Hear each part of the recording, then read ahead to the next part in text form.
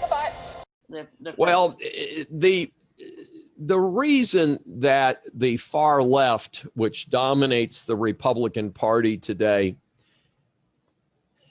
supported Biden was not because they see him as somebody in the far left camp, but because they are fomenting a socialist takeover of America. And so the idea was if they got a weak candidate like Joe Biden, that they would be able to ride over him and implement their socialist agenda. And I think actually the exact opposite is more likely to happen. And that's for a couple reasons. First of all, rather incredibly, rather than a blue wave, a number of Republicans were elected to the House of Representatives. Congress actually became more red, didn't change the balance of power, but there are actually more Republicans in Congress today than there were 2 years ago. And so there's what we think is happening is that there are a lot of Americans in the middle of the road who the predominant political attitude in the United States is pro-capitalism, is pro-independence, pro-free speech, and people are not in general in favor of the socialist agenda. So what I've heard is that even within the Democratic Party, that there's a pushback against AOC and her buddies. They call it the squad or the mob or the dummies or whatever they are. And the thing is that I think if they thought, the rumor being that this is, if Biden gets elected, that it's going to be some type of a big socialist sweep, I think that they're going to run into some real issues. The first issue is that with regard to Biden himself, Biden is certainly somebody I have no regard for, but I don't think he's a commie.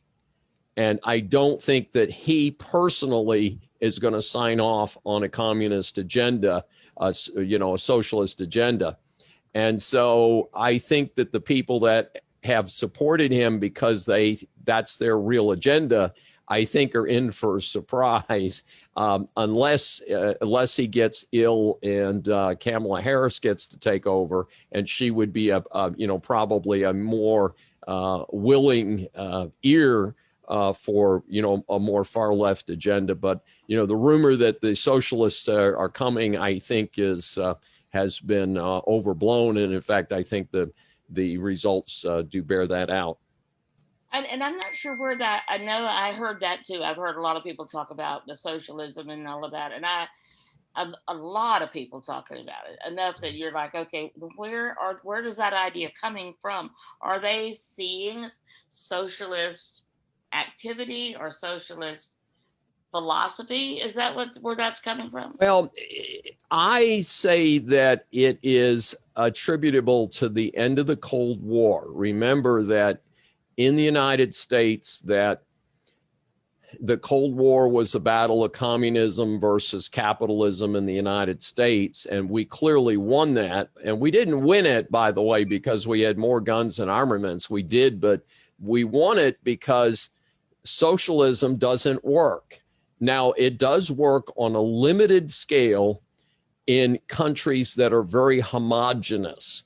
The North European countries, Denmark, Sweden especially, these countries with relatively small populations, relatively high levels of education, can put in socialist systems because they don't have enough diversity that it causes problems, that the people are relatively closely banded. But the problem is, in a complex, diverse economy like the United States, like Russia, like Canada, like Mexico, like Japan, capitalism is what works. And even in China, the largest population country in the world, although I'm not sure the nose count between China and India, who's winning right now, but one of them's got more people, is that the only reason that China has become an economic juggernaut is because they have dumped the capital, the communist system. So you still have the Communist Party clinging by their fingernails to power. But the reality is the country has gone full capitalist, and that's why their economy is booming. So the people that think that socialism is a good idea largely are clueless as to, how it's worked. And of course, all we have to do is look in our own area and look at Cuba in shambles, look at Venezuela in shambles. Colombia has turned itself around because it recommitted to A, getting rid of the drugs, and B, having a capitalist economy. And Colombia is booming right now and taking a lot of the glow away from what would have been Venezuela had Venezuela not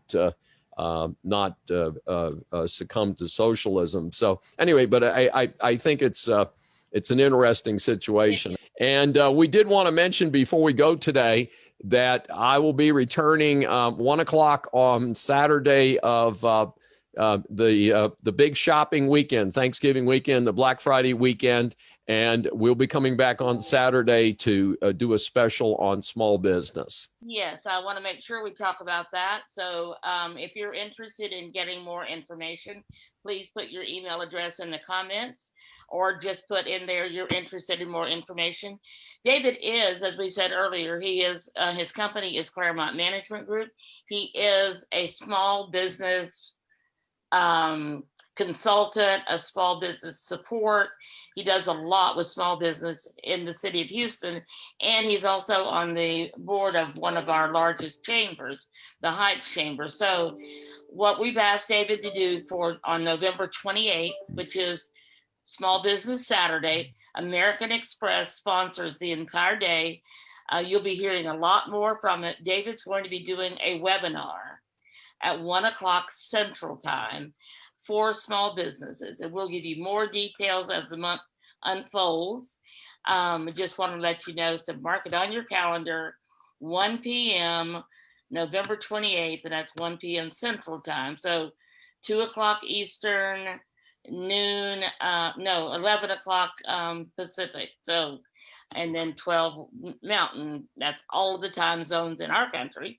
So we look forward to it. Again, if you have any questions, if there's anything specific you want to make sure he covers for small businesses, then you can let us know that in the comments as well. So thank you for joining us today. Thank you, David.